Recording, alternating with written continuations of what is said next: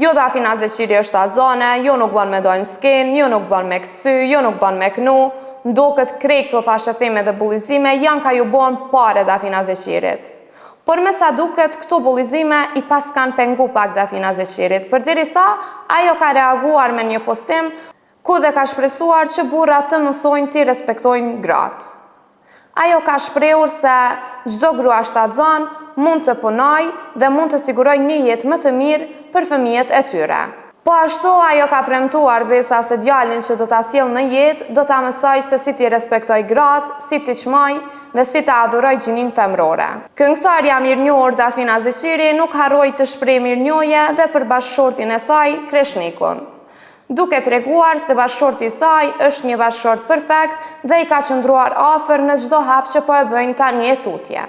Me sa duket Dafina Zeqiri vetë se i ka përgatitur një jetë luksoze djalit të saj.